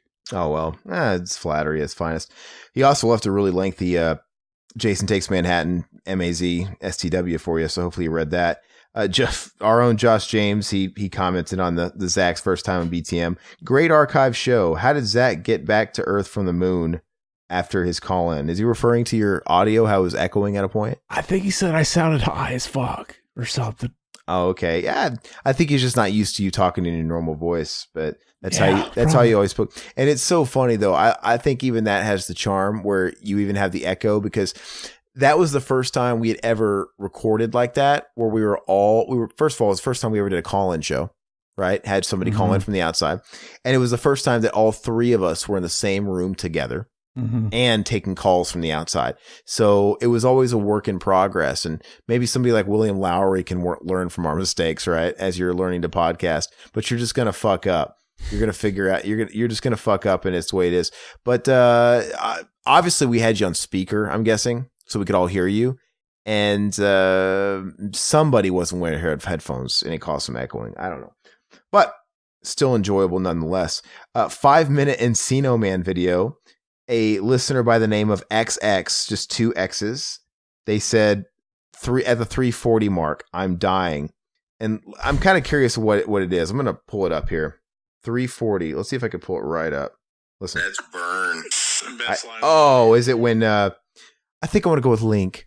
Maybe, or it might be the one coming up where I just say this is the best line in the movie, and then the line that plays. Yeah, I think I want to go with Link. Dude, I hurt when I hear that. It's like, right in the gut. Yeah, she's a bitch, dude. What? Like, don't call Robin that. She's beautiful. And she tries to cover it up by, how about we all go together? How's that sound? Or whatever she says. Yeah. What he used his one phone call to call her, and he even stated that. Fucking Sean Astin, he's too much of a fuckboy. She wanted the alpha Link. that Brendan Fraser cock. You made me break character, you fuckboy. So not an Are You Afraid of the Dark, the Tale of the Curious Camera commentary. Adrian Mendoza, you say Zach was on fire in this video. He was Troll 5000 and I loved it. Hilarious. I'm the burning fucking man walking around town fucking on fire and flame. I like that music video where the guy's just running down the street on fire. Slow motion. He was just giving me such shit for, going the extra mile and still making it happen. We got the job done, right? You go on to say, though, Adrian, I found it hilarious that I am considered a whack packer of the show. He says, Aaron, who is your favorite whack packer? My two favorite whack packers are Eric, the acting midget, and Riley Martin, a drunken black guy who said he was friends to aliens from outer space. I'm always on the lookout for a nice trouser trout. And I commented as well. That's so funny, man, that you mentioned that. But for me, Beetlejuice, it's hard to top him. Beetlejuice is the best. And then Eric, the actor, as you said, he's probably number 2. And then I really liked Hank, the angry drunken dwarf back in the day. And, most of those guys are pretty much all dead now. Beetlejuice, he's one of the last of the Mohicans. Okay, Twilight Zone Shadow Play commentary. This is cool. Listener by the name of Josh Ain't So Cool. I don't think I've seen you around these parts, Josh. But because he's not cool enough to fucking hang out around these parts. Because I'm not cool enough. Was that School of Rock? Anyway, he says, why the hell does one of these guys talk like Owen Wilson delivering a monologue? I assume that's you? Why the fuck wouldn't we do that? I mean, yeah, that's what you said. That's you commented. Why the hell don't both these guys talk like that? Is what you said. I was trying to do a fucking Wilson impression when I just said, why would we do that? But I don't even know what he sounds like. Wow. So it's probably the whisper thing. I don't know. It has to be you, because I think I sound pretty vanilla, not like anybody. Cabin Fever commentary. Listener by the name of, hopefully I get this right, Ryman Chakraborty? Ramon? Is it Ryman or Ramon Chakraborty? I apologize if I butchered that. But they said, it's not the film if you don't talk about playing the video. What? Huh? I think that's another guy that wanted to watch the movie. And he just had broken English or didn't fucking proofread his autocorrect and shit. And I see that you replied to this one because I didn't. So I'm going to read his again, then I'm going to read your response. It's not the film. You don't talk after playing the video. You say, all confusion. I'm going to read it in the Zach voice. All confusion that could be completely avoided just by simply knowing what the word commentary means. See, I thought it'd be funny if we heckle fucking hecklers back. But you know what's funny is I was gonna post that really long fucking what it's referred to as the fucking tough guy copy pasta. Fucking basically this. It's like, what the fuck did you just say to me, kid? I'm in the Navy SEALs and I can fucking kill you easily. And it's like a fucking like 2 paragraphs long. Just look up Navy SEAL tough guy copy pasta. I wanted to respond that, but I knew if I did, Aaron would be like, don't fucking say that to him. He might take it seriously. Well, I mean, he took the fucking video seriously that it was a movie, Yeah, because there's a couple death threats thrown in that copy pasta. Is that what you did on our prank call to my buddy? No. Okay. We gotta play that someday. We're drawing near because he actually texted me last week and he asked, "Hey, what's the name of your podcast again? I want to listen to it." And I didn't reply to him because I was like, "Fuck." But because what are the chances he can look it up, and what's the chances he's gonna randomly pick that one first? So I gotta call him anyway. So we'll figure it out. Next time I hang out with him, I'm thinking about just telling him. Yeah, I gotta get him in the right vibe when we're hanging out and stuff. Get a couple drinks in him. He smokes a lot of pot. I'll get him when he's nice and chill. But There you go. oh, I don't want to tell his girlfriend though, because she's What if he was high when it happened? What if that's why he was so paranoid? dude. His girlfriend seemed the most pissed, and I don't know her as well, so I think I just want to tell him. But anyway, I don't want her to hate me. Anyway, I got a few sweet comments on the latest Deep End episodes, so I'll read that when we do our next one of those. So I will get to those. Well, it won't be on the next episode because you already recorded the next Deep End. True. So it'll be in a couple episodes here. On the Are You Afraid of the Dark, once again, the Tale of the Curious Camera, Nicholas Hall says, I know you guys are done with The Walking Dead, but I stuck with it since the beginning, just out of habit. That last episode was fucking ruthless. The new female antagonist is brutal. Zach never watched it. I have started watching it when they put them up for streaming on things like Netflix, and I watched the last couple of seasons that way, and that show was made for like Netflix. It's a binge show. It's the kind of show that they need to give you all the episodes up front for you to kind of digest and enjoy. It's just it's too nickel and dime to be enjoyed on a weekly basis, but I didn't think they were that bad either. I mean, I enjoyed it, so I'll watch it when they come out. I technically did watch the first 3 episodes the first season. Did you really back in the day? Mm-hmm. Let me see here. Nicholas Hall, you also said, I hope they... Oh, he's talking about the show again. He says, I hope they wrap it up and put it on HBO in like 15 to 20 years where they could do all the rated R gore, sex, and language.